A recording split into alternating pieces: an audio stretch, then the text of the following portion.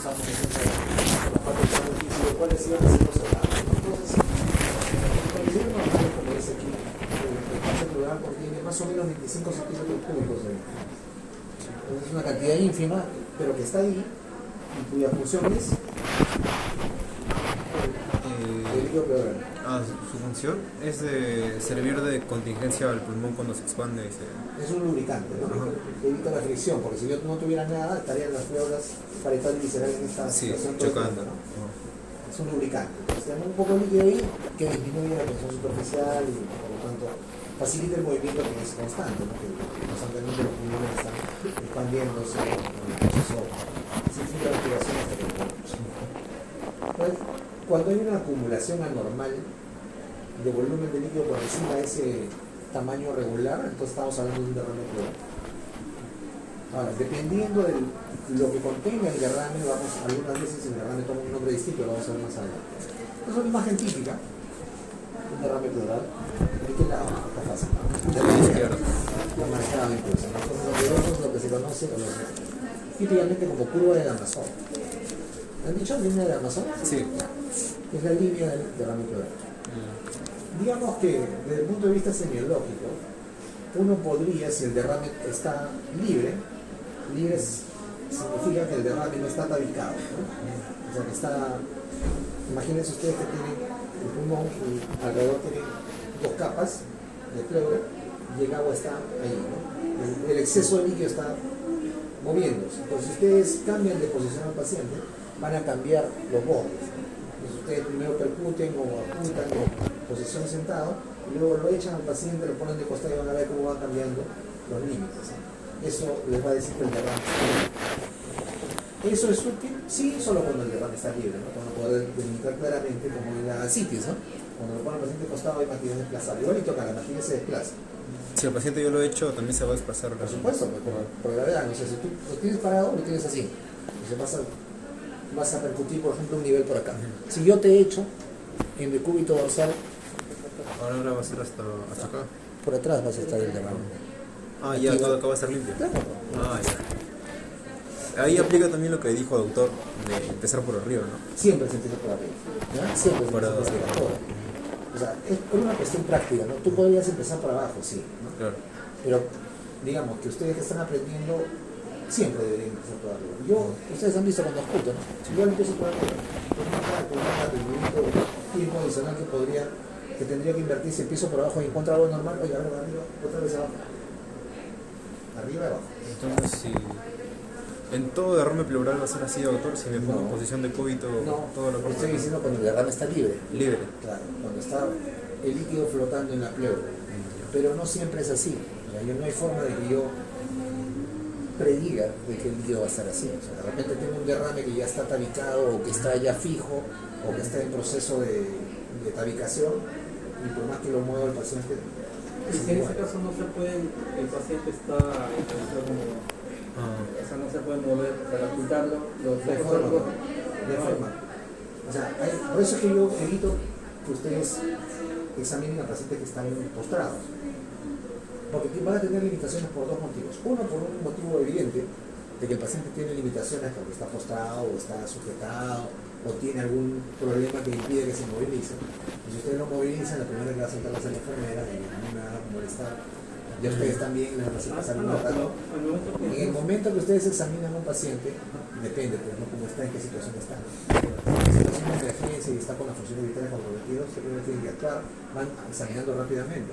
No lo van a sentar al paciente, a menos que el paciente, por ejemplo, como estábamos hablando ayer, ¿no? Tenga disnea por un edema agudo, no es decir que el paciente no va a estar echado, el paciente va a estar sentado. Y ustedes, como parte del tratamiento, lo van a sentar en el borde de la cama. Ahí van a escuchar bien, ¿no? Pero no va a ser necesario ni siquiera que pongan el estetoscopio, lo van a escuchar, ¿no? Y van a ver, en algunos casos bota el ese está muy mal, ¿no? El esputo espumoso. Entonces, depende de la situación. Primero, ustedes tienen que aprender a examinar en condiciones ideales. No les voy a mandar a que examinen un paciente que está boqueando, que esté con agitación psicomotriz, no es así. Primero deben aprender a examinar en condiciones ideales. Luego de eso ya, por el práctica, van a aprender a examinarlo hacia el vuelo, ¿no? Está muy mal, un ratito, de costado, pum, pum, ya está. Pero eso no es lo ideal. Es que examinarlo de manera ideal. Por eso es que cuando muchas veces algunos médicos ven que los internistas o los médicos les enseñan medicina interna a los alumnos, se me imagina medicina interna y dicen, eso es solamente por paciente hospitalizado. Bueno, en parte tienen razón, porque ustedes en el paciente hospitalizado y en el paciente de laboratorio tienen tiempo de hacer estas cosas, cuando son necesidades. El paciente de emergencia no tiene tiempo. Nosotros no lo llevamos a emergencia, porque ahí no es donde deben aprender. Deben aprender aquí para que luego con esas habilidades ganadas puedan aprender a hacer un examen al vuelo. Ya. Entonces, la fisiopatología del derrame pleural es muy parecida a la fisiopatología del edema. O sea, hay juegos que se mueven entre los espacios. Por un lado la pleura parietal, por otro lado el espacio pleural y por otro lado la pleura visceral. No voy a ponerme a discutir las presiones y las cantidades, pero sí es importante ver aquí que desde el punto de vista de la presión resultante, siempre existe una tendencia a que salga el líquido, ¿no?, del espacio pleural al visceral, más que de lo que entra. O sea, regularmente se mantiene ese equilibrio más o menos delicado por aquí, en este caso por 1 centímetro de agua de presión, para poder mantener la cantidad de 25, alrededor de 25, ¿no?, centímetros cúbicos de líquido dentro del espacio pleural. En juego están los mismos actores de siempre, ¿no?, la presión hidrostática, la presión osmótica. La presión hidrostática está dada por la presión del líquido en los vasos que se encuentran tanto en la pleura parietal como en la pleura visceral. Dicho sea de paso, hay más vasculatura en la pleura visceral que en la pleura parietal, es la que está pegada a los órganos. Y entonces, por eso es que ustedes, por ejemplo, podrían ver algunas diferencias en cuanto a los números de presión. El espacio pleural tiene una presión subatmosférica, ¿no?, de menos negativa, de menos 5, ¿no? Al final el juego de presiones mantiene más o menos este equilibrio. Y entonces, el movimiento de líquido entre las hojas de la pleura está determinado justamente por estos 4 actores: la presión hidrostática, la presión osmótica de los capilares en ambos lados, el drenaje linfático, que no aparece aquí pero juega, y el estado de superficie de las membranas pleurales, que pueden aumentar transitoriamente su permeabilidad o disminuir. Pues son 4 actores que participan en el balance de el movimiento de los fluidos entre el espacio pleural parietal, el espacio pleural y la pleura visceral. Esos 4 son la presión hidrostática y la presión osmótica de los capilares en ambos lados, el drenaje linfático y el estado de superficie de las membranas pleurales. ¿Y por qué son importantes? Eso repito nuevamente, porque con ellos, o luego organizándolos, podemos hacer una disquisición etiológica, ¿no? En qué, por ejemplo, en qué patologías está aumentada solo la presión hidrostática, y eso nos va a explicar por qué el líquido pleural es de esa manera. En qué patologías está bloqueado el drenaje linfático, y eso nos va a explicar las características del derrame pleural en ese tipo de patologías. ¿Okay? Entonces, en este caso, la clasificación fisiopatológica, las fuerzas que intervienen en mantener el equilibrio del líquido en el espacio pleural nos explican finalmente, o nos dan una orientación de cuál puede ser la etiología del derrame pleural. Doctor, ¿y cómo la presión sale negativa si ahí parece que sale el resultado 3? Es subatmosférica, o sea, es una presión negativa, ¿no? O sea, es como cuando tú haces vacío cuando le quitas el aire a una bolsa, ¿no?, y luego las tapas, es lo mismo. Es un espacio, acuérdate que la pleura es un espacio cerrado. Por eso que cuando más bien nosotros pulsamos la pleura, producimos, se abre, entonces la presión atmosférica, que es mucho mayor, hace que el aire entre y ahí se produce el motor. Ya, entonces, justo lo que les decía, ¿no?, la influencia de 2 mecanismos, en este caso, el aumento de la presión hidrostática en los capilares de la pleura visceral, que mete el agua al espacio pleural, o la disminución de la presión oncótica del plasma, determina la acumulación pasiva de líquido. ¿Okay? Eso se llama trasudado. Solamente pasa líquido hacia el espacio pleural. ¿Okay? ¿Qué cosa es un trasudado? Entonces, prácticamente es solo líquido que pasa por 2 motivos: por aumento de la presión hidrostática en los capilares de la pleura visceral o la disminución de la presión oncótica del plasma. ¿Okay? Disminuye la presión oncótica aquí, entonces el líquido no se mantiene, sino se mete. ¿Okay?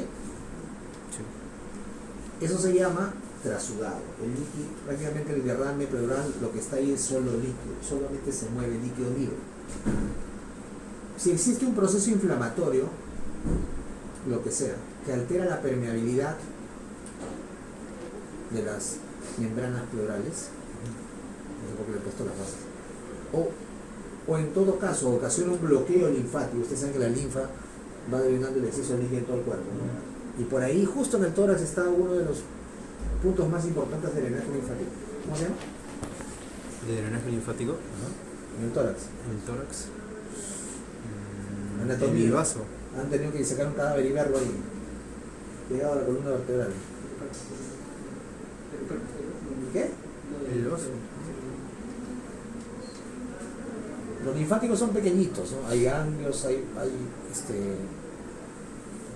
canales pequeñitos, pero hay uno que es así, el más grande del cuerpo, que está en el tórax. El conducto torácico, ¿no lo han disecado en anatomía? ¿Se acuerdan ya? ¿Se acuerdan que hemos disecado un cadáver, no? Sí.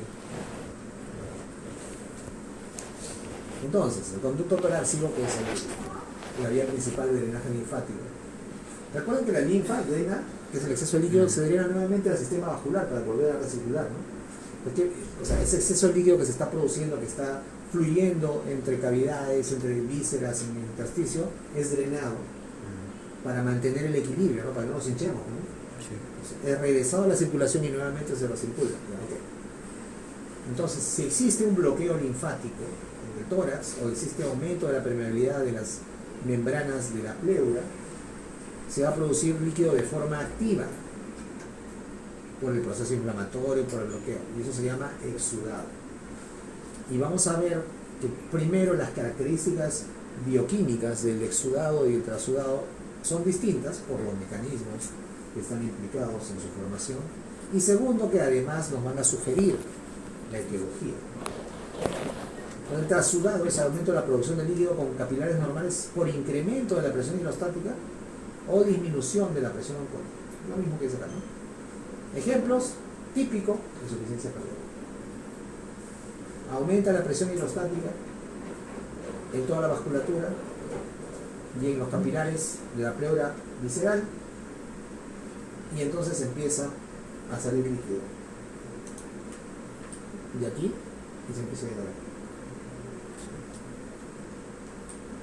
Ejemplo típico de disminución de la presión oncótica, el síndrome nefrótico, por insuficiencia renal con lipoproteinemia o proteinuria. El paciente pierde proteínas por la orina, en todo su cuerpo hay hipoproteinemia, entonces como hay baja presión oncótica que retenga el líquido en el lado de la pleura visceral, el líquido no viene para acá, sino se queda en el espacio pleural. ¿Okay? Y si tienen una combinación de los dos, ya imagínense, ¿no? Se llena. Esa es la razón por la cual un paciente con insuficiencia cardíaca tiene derrame pleural. Un paciente con insuficiencia renal descompensada, con un síndrome nefrótico descompensado, tiene derrame pleural. Esa razón es el líquido, que tenemos en el derrame pleural de estas patologías, además de otras más, constituye un trasudado, solamente prácticamente movimiento de agua libre. ¿Ok? Aquí está. Acá está el color azulito. Por otro lado, cuando tenemos mayor producción de líquido por aumento de la permeabilidad capilar del lado visceral, por disminución de la eliminación linfática, por bloqueo, ¿no? O por cualquier proceso que produzca inflamación, vamos a tener un exudado, donde no solamente vamos a tener aumento de la cantidad del volumen de líquido, sino además va a haber un aumento o va a haber cambios en la composición del líquido pleural, como vamos a ver. ¿Okay? Acá se mueven no solamente líquidos, sino se mueven proteínas, las características bioquímicas del líquido nos van a orientar hacia un exudado. Y sabiendo que es un exudado, también vamos a orientar el diagnóstico etiológico. En toda la patología inflamatoria vamos a tener exudado, neumonía, cáncer, infección, tuberculosis. En cualquier patología que comprima el drenaje linfático, cualquier tumor pulmonar que comprima el conducto torácico, vamos a tener exudado. En cualquier patología que hay una permeabilidad capilar anormal, también vamos a tener un exudado. ¿Ok? Acá están los ejemplos, vamos a hablar un poco más en esta tabla, que está mejor organizado. Entonces, esa clasificación del tipo de derrame pleural como trasudado y exudado, fíjense ustedes, nos da también la clave diagnóstica de la etiología. Las características bioquímicas para poder clasificar el líquido como un trasudado o un exudado, obviamente se hacen cuando uno analiza, ¿no? Hace un estudio bioquímico del líquido pleural, para eso tengo que pulsarlo. Pero no siempre tengo que hacerlo, ¿ok? O sea, esta clasificación se ha hecho finalmente con esto, con la punción del líquido, y se han medido algunas características, como la LDH, la lactato deshidrogenasa en la pleura sérica, como las proteínas en el líquido pleural, y como el eso es lo mismo. Midiendo eso, tenemos los criterios que se conocen como criterios de Light. En trasudado se tienen estos criterios: el coeficiente LDH pleural sérico menos de 0,6, proteínas pleurales y séricas menos de 0,5, y el LDH en el líquido pleural es 2/3 de la LDH, menos de 2/3 del líquido de la LDH sérico. ¿Okay? Eso es un trasudado. Un exudado es cualquiera de estas cosas. Pero no, repito, no necesariamente nosotros vamos a ir a pulsar a todo derrame pleural que vemos para ver si es exudado o trasudado. Si yo veo que el paciente tiene, por ejemplo, signos clínicos de insuficiencia cardíaca y viene con derrame pleural, yo no tengo que pulsar, yo sé que es un trasudado. O sea, no tiene sentido que yo lo pulse solamente para medir esto y confirmar, sí, es un trasudado. No tiene sentido. Pero la clasificación se hace tomando en cuenta, para yo estar seguro, si yo tengo dudas, si es un exudado o un trasudado y necesito pulsarlo por algún motivo, puedo aprovechar para medir estas variables, ¿no? Básicamente LDH y proteínas en el líquido pleural y en la sangre, y medir estas relaciones y poder obtener los criterios de Light para saber si es un trasudado o un exudado. Lo que habíamos dicho, ¿cuáles son las causas más frecuentes de derrame pleural que son trasudados? Insuficiencia cardíaca, falla cardíaca. El derrame pleural de falla cardíaca, que debe ser izquierda o derecha.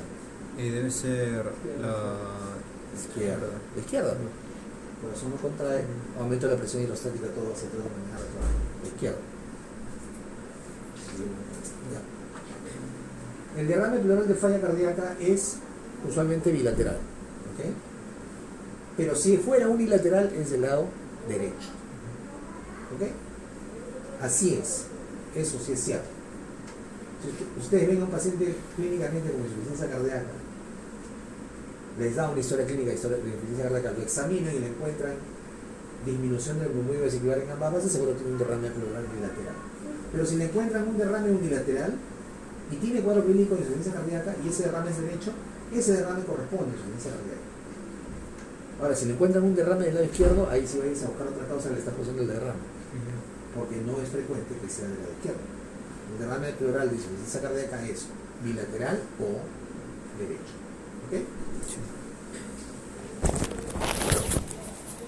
Cualquier afectación que produzca pérdida de proteínas, hemos dicho, ¿no? O sea, disminución de la presión oncótica también va a producir un trasudado, como la cirrosis hepática, que por lo general más bien es unilateral y del lado derecho. La insuficiencia renal y el síndrome nefrótico sí van a producir derrames bilaterales y ¿okay? La pericarditis es la inflamación del pericardio, que es una extensión de la pleura, también va a producir derrame o puede producir derrame, que frecuentemente puede ser unilateral izquierdo, básicamente por contacto, ¿no? Por inflamación que se transmite. Cualquier estado de hipoproteinemia, el síndrome de May es hidrotórax, o sea, líquido en el pulmón, ascitis por un tumor ovárico o un tumor pélvico, tiene su nombre, ¿no? Cualquiera, por ejemplo, esto ya es traumático, ¿no? Catéter venoso subclavio, etc. Todas estas son causas de trasudado, ¿ok? En cambio, en exudado tenemos todas las causas infecciosas, inflamatorias, tumorales, infecciones, tumores primarios. Acá está el tromboembolismo pulmonar, en este caso es obstructivo. Reacciones a fármacos van a producir derrames pleurales que son exudados. O sea, cuando les pregunten, ¿hay medicamentos que producen derrame pleural? Sí. Nitrofurantoína, nitrofurantoína, procarbacina, todas estas que están acá. Hidralacina, hidantoína, procainamida. Esto, por ejemplo, procainamida es un que utilizado. Deberíamos utilizar, pero no hay en el Perú. Cualquier traumatismo que produzca derrame pleural por trauma o rotura de alguna víscera va a producir un exudado. Cualquier cirugía abdominal o retroperitoneal o torácica que manipula vísceras también después puede producir un derrame de tipo inflamatorio, o sea, un exudado. ¿Cómo? Ah, sí, la tuberculosis está muy claro, es un clásico. O sea, es una enfermedad infecciosa, ¿no? Por eso le digo, todas las infecciones están aquí, todas las infecciones producen exudados. Radioterapia también produce exudados por inflamación, asbestosis, cualquier afectación pericárdica, todas las enfermedades sistémicas, incluyendo todas las enfermedades del tejido conectivo, lupus, granulomatosis, poliomielitis, esclerodermia, todas las enfermedades del sistema conectivo producen derrame de tipo exudado, porque es inflamatorio. Uno de los criterios para diagnosticar lupus es policerositis. Policerositis significa derrame pleural, derrame pericárdico, ascitis, ¿no? Eso es policerositis. Es uno de los criterios para diagnosticar lupus. El derrame pleural del lupus y las enfermedades del tejido conectivo son derrames por inflamación, son derrames de tipo exudado. ¿Okay? Amiloidosis, que es la tuberculosis de Bodrinos, también produce un derrame de tipo exudado. Este cuadro es muy útil porque claramente les permite a ustedes tener una idea de la etiología solamente sabiendo si el derrame es exudado o trasudado. Hay unas condiciones especiales en las que el derrame toma un nombre distinto. Hemotórax es sangre casi completa en el vaso pleural. Para que se cumple esta, el hematocrito de la sangre que está en el líquido pleural debe tener por lo menos más del 50% de hematocrito de la sangre periférica. ¿Okay? Si no, no es hemotórax. Pero usualmente eso es traumático, ¿no? O sea, un traumatismo externo, accidente de tránsito. No, el cáncer produce derrames con sangre, o sea, uno cuando pulsa el derrame ve que hay células neoplásicas, hay sangre, pero no cumple el criterio para ser llamado hemotórax. El hematocrito en el derrame tiene que ser más del 50% del hematocrito sanguíneo para que yo diga eso es hemotórax. Tiene que haber sangre de derrame, no rastros, no glóbulo rojo, nada. Kilotórax es una filtración de la linfa del conducto torácico, de la que estamos hablando hace un momento, ¿no? Sí. Dentro del espacio pleural. En el 50% de veces es traumático, o sea, puede tener la misma etiología que un hemotórax, pero el resto, esto es bien fácil, ¿no? Si yo tengo kilotórax, o es traumático o es un tumor. Linfomas o metástasis mediastínicas de cáncer de ¿okay? ¿Y eso cómo lo voy a saber? Si yo tengo un derrame que se sigue llenando, lo pulso y miro que hay kilotórax, ¿no? Esto se ve como un aumento tremendo de los triglicéridos en el líquido pleural. ¿Okay? Solo los triglicéridos, porque cuando yo encuentro aumentados en el líquido pleural el colesterol, eso se llama pseudokilotórax, derrame pleural de larga data con alto contenido de colesterol, que se confunde con el kilotórax. Lo que está aumentado en el líquido pleural del kilotórax son los triglicéridos, en el pseudokilotórax es el colesterol. Doctor, una consulta. No son ni exudados ni trasudados, ¿verdad? Los tres. El hemotórax, que es traumático, va a haber trauma, va a haber entrada de la sangre hacia el espacio pleural y además va a haber inflamación. Exudado. El kilotórax es por obstrucción del conducto linfático. Trasudado. Exudado. Exudado también. El pseudokilotórax es por enfermedades infecciosas, tuberculosis y enfermedad del tejido conectivo. ¿Qué cosa es? Exudado. Doctor, pero el exudado tiene... sí tiene ese contenido del... ¿Está bien? Sí, está bien. O sea, estos no son términos excluyentes del exudado, pero son tipos o condiciones especiales de derrame pleural. ¿Okay?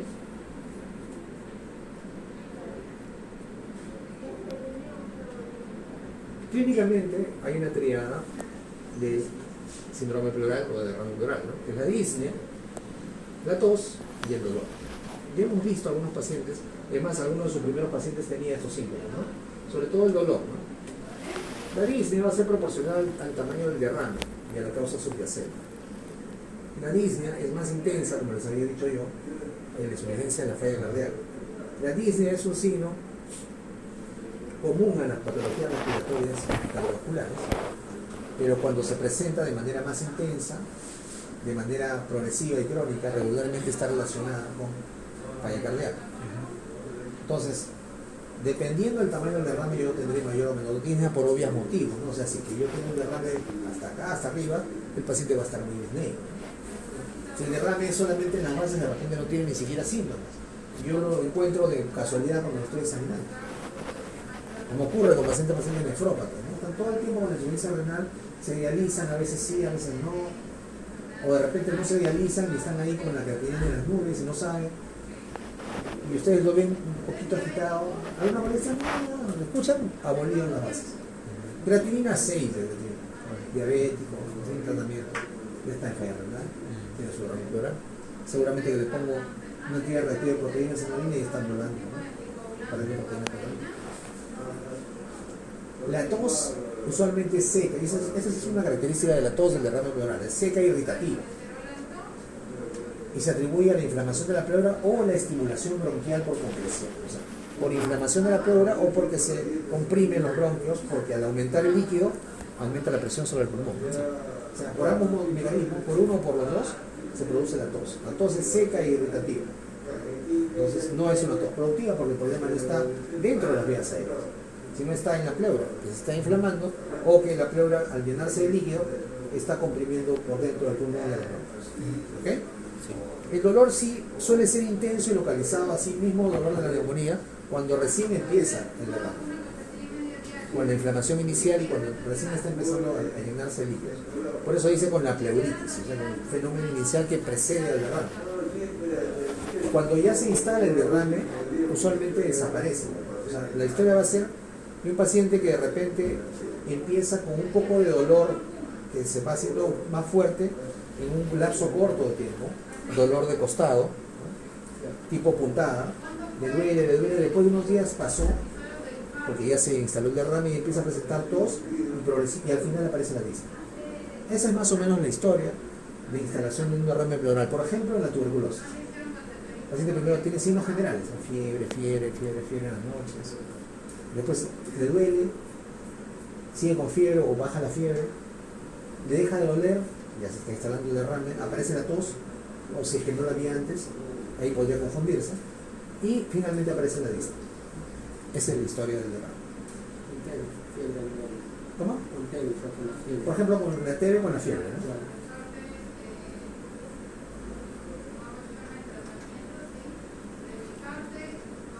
Entonces, el dolor del derrame pleural empeora con la tos, con el estornudo, o sea, con cualquier movimiento respiratorio, con respiración profunda, movimientos bruscos. La irritación de la pleura parietal diafragmática, o sea, cuando el derrame es basal, puede provocar dolor referido al hombro. Ya sabemos por qué, ¿no? Porque las vías del dolor dependen ahí del frénico. El frénico es del plexo braquial.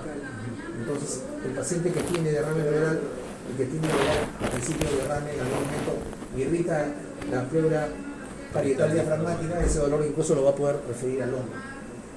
Doctor, ¿solo la pleura parietal diafragmática podía Doler en el dar hombro. dolor? Doler en el hombro. No, pero doler toda la pleura parietal. O... Diafragmática. Estamos hablando que el derrame es que cuando empieza, empieza por abajo y empieza a llenarse hacia arriba, ese dolor que tiene de costado podría también referirse hacia el hombro. ¿Por qué? Porque está irritando la pleura diafragmática. O sea, el dolor típico es el dolor de punta de costado, pero si usted, el paciente le dice, me duele el costado y además me duele el hombro, del mismo lado.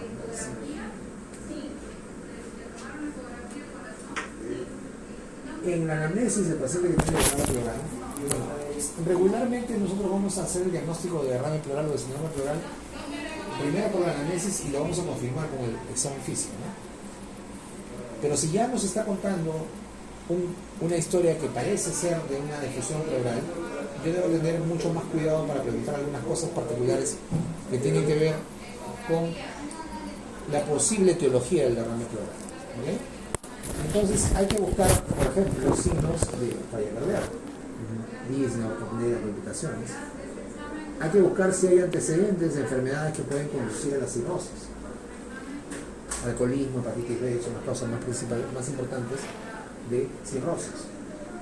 El cáncer también es una enfermedad causada por la hepatitis, pero acá nos interesa en este momento cualquier enfermedad que pueda producir cirrosis, y estas son las dos causas más importantes. Si el paciente tiene edema en los miembros inferiores, solamente lean acá.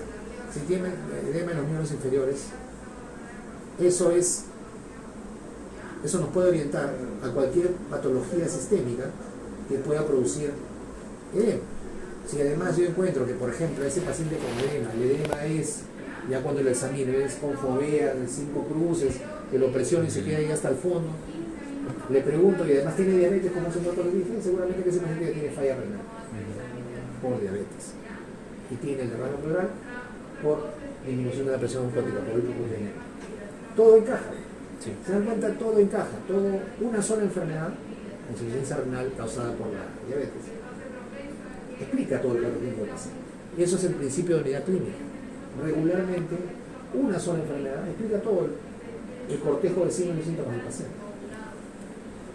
Si yo sé o intuyo que el paciente tiene contacto con pacientes tuberculosos o tiene signos de tener contacto tuberculoso o está en un área que trabaja, que puede tener contacto con pacientes tuberculosos, por ejemplo, un trabajador de salud que trabaja en laboratorio, que andan metidos en su botonera, son los que tienen más alta prevalencia de tuberculosis en el personal de salud. También puedo pensar de que está teniendo un derrame pleural por tuberculosis. Sabe que la tuberculosis puede ser pulmonar, ¿no? La clásica, que produce el esputo hematoico, que produce el complejo primario, pero también puede ser tuberculosis pleural. O puede ser combinada. Puede tener un síndrome pleuroparenquimal. O sea, tiene el derrame pleural y también tiene el hemoptitis y todas esas cosas, lo cual complica las cosas. Pero si yo hago una buena anamnesis y apunto a mi presunción diagnóstica de tuberculosis, se explica todo. El paciente puede hacer hasta neumonía. Por eso los antiguos profesores de medicina, los viejitos, esos que eran los maestros, decían, la tuberculosis es la gran simuladora, ¿no? Produce un montón de presentaciones clínicas. Puede hacerse pasar por cualquier enfermedad. Produce varias presentaciones clínicas, ¿no? Pero cada vez lo encontramos más tempranamente, afortunadamente, y evitamos que se presenten esas formas abigarradas, ¿no? El problema es de que los pacientes con un tratamiento largo, oneroso, diario, que debe ser supervisado, los pacientes se aburren, no tienen conciencia de enfermedad, abandonan el tratamiento y lo que producen es resistencia, ¿no? Si el paciente tiene antecedente de tabaquismo y baja de peso, síndrome consultivo, yo voy a pensar que tiene una neoplasia, algún tipo de neoplasia. Si hay contacto con el asbesto, puede pensar que hay asbestosis, y eso es una causa de derrame pleural. Si hay dolores articulares, artritis en general, cualquier enfermedad de tejido conectivo que puede producir derrame pleural. Lupus. Y lupus, por ejemplo, artritis reumatoide. Ingesta de fármacos que están, que les señalé hace un momento. Si el paciente tiene varices, si es una paciente con varices, con reposo prolongado, embarazada, con uso de anticonceptivos orales, Tromboembolio. que produce derrame pleural. Si hay antecedente de trauma torácico, o si el paciente viene por trauma torácico, yo además pensaré que es posible que haya hemotórax. En esos casos ya el manejo es mucho más agresivo porque usualmente está en riesgo la vida del paciente. Hay que drenar y ahí uno ve, ¿no? ¿Qué sale? Sangre. En el examen físico, las 4 maniobras del examen físico, en el lado del derrame pleural regularmente va a haber menor movilidad. Si el derrame pleural es importante, si es muy profuso, puede haber respiración superficial, ¿no? Porque definitivamente el pulmón va a estar constreñido. Y va a producir taquipnea y hipopnea, o sea, respiración superficial. A la palpación, si el derrame es pequeño, usualmente no se palpa nada, eso de frente con pleuritis no lo palpamos, pero sí cuando el derrame ya está establecido va a haber abolición de las vibraciones vocales, ¿no? El frote pleural es bien difícil de encontrar. Usualmente es cuando recién empieza el derrame pleural y regularmente no encontramos al paciente cuando recién empieza, ¿no? Entonces sí podemos encontrar un frote que es el pericardio, lo podemos agarrar tempranamente cuando es una pericarditis posinfarto, por ejemplo, o cuando es una pericarditis común y corriente que tiene una ventana de tiempo más larga que la de un frote pleural, ¿no? Pero el frote pleural como tal es bien complicado de encontrarlo. Yo la verdad creo que una vez he escuchado de él antes. En la percusión, el líquido que ocupa el espacio pleural no va a dejar la transmisión, ¿no?, de las ondas sonoras, y vamos a tener matidez a la percusión, ¿no? Que como dice ahí puede ser desplazable con la postura si es un derrame que todavía no está tabicado y está libre, ¿no? ¿Es necesario voltearlo, pararlo, sentarlo? No es necesario, pero ustedes si quieren lo pueden hacer, y si lo hacen van a poder trazar exactamente la curva de Amazon, ¿no? A nosotros sí nos hacían, ¿no? Échalo, páralo, siéntalo, trázame la curva, ¿no? Es exquisitez, ¿no? O sea, eso le va a hacer perder un poco más de tiempo, no va a contribuir, el paciente se va a molestar, se va a angustiar, ustedes si no percuten bien se van a demorar un siglo. Doctor, ¿tiene diferencia si la curva de es convexa o cóncava? No sé. ¿Eso les han dicho en clase? Sí, creo que sí. ¿Cómo les han dicho? ¿Y cuál es la referencia? Buena pregunta. Sí, no fue referencia. El libro de Pablo. Un libro. Del 2016. Ya no era exactamente pleura. Ajá. O sea, la curva, ya. Era un libro de de repente se refieren a esto. Cuando solamente hay líquido, ustedes van a tener la curva. Pero cuando hay aire, van a tener así. O sea, hay líquido y aire en el espacio pleural, se va a poner así. Nivel, hidroaire. De repente se refieren a eso, no sé. Es lógico, ¿no? Es por física pura. Porque mientras está dentro de la pleura y está indemne, y solamente está el líquido, se va a mover conforme a la gravedad.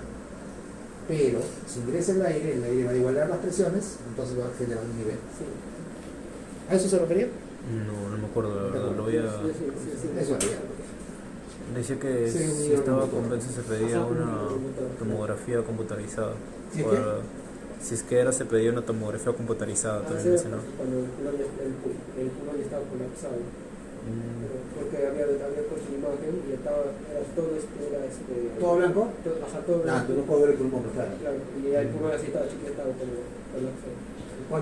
El problema de la radiografía es que no permite ver lo que está detrás, ¿no?, del derrame. O sea, a veces hay un derrame masivo, eso se llama velamiento total de un emitor. O sea, veo blanco todo un pulmón, todo el lado derecho, por cierto. Entonces, ok, yo entiendo que hay un derrame, pero ¿cómo está por atrás el resto? Y eso me interesa sobre todo con patologías que comprometen no solo la pleura, sino también el pulmón, el parénquima, ¿no? Por ejemplo, tuberculosis, ¿no? Tuberculosis puede hacer un síndrome de pleura parenquimal. Entonces yo quiero ver lo que está detrás del derrame, o espero que se drene, o lo dreno yo mismo, o le hago una tomografía. Para eso sirve la tomografía. ¿Okay? Si yo veo una curva ahí, ¿no?, más o menos ya bueno, aquí está bien una vez. Con el internet de los videos. No, con internet esto no. Esta era la decisión. Entonces, para eso me va a servir un examen adicional de imagen, ¿no? Si yo tengo un derrame que produce derramamiento difuso de un emitora, si no veo nada de parénquima, yo necesito saber cómo está el parénquima, ¿no? Si yo tengo un derrame pequeño, entonces veo el resto, ¿no? Pero si no, le hago una tomografía. En la ocultación, dependiendo del grado del derrame, va a haber disminución o abolición completa del derrame vesicular. Donde está instalado el derrame no van a escuchar nada, silencio ocultatorio. Y dependiendo, si ustedes logran encontrar en los pacientes, podrían escuchar lo mismo que se escucha en la neumonía. Es el soplo pleurítico, bueno, el soplo pleurítico no, la pectoriloquia áfona y la eufonía. Porque en la zona del límite del derrame pleural va a haber un grado de consolidación pulmonar y eso les va a hacer escuchar esto.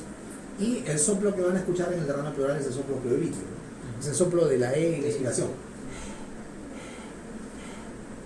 Que no he encontrado, he buscado y no he encontrado. ¿Ok?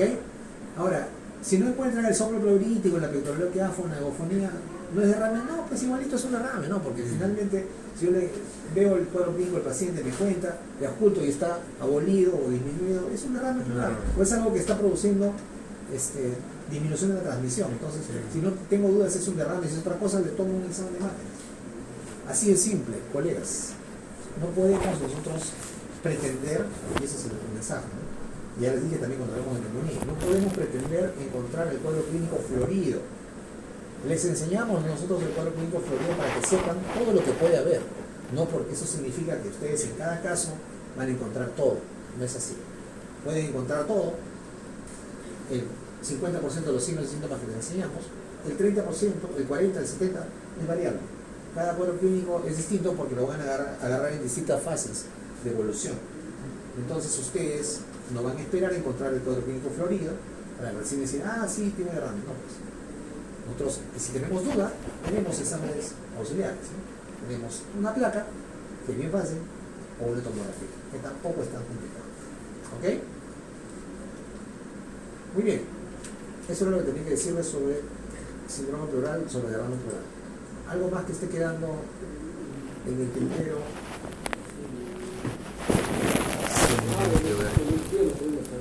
Pero eso es más bueno, me dijo que la fiebre remitente de mayor de 5 días, ¿no? Un pH de nivel de 7.0 y una glucosa de nivel de 40, Ya, pero ese derrame, ¿qué cosa es? ¿Es un exudado o es un transudado? Glucosa menor de 40, ¿qué más? Es un exudado, porque es inflamatorio. Cualquiera que sea inflamatorio es un exudado. No es bien, es pus. Claro, y pues se llama bien. Es pus en el espacio pleural. Una variación de líquidos. La pus es el resultado de un proceso inflamatorio, usualmente infeccioso. ¿Qué más?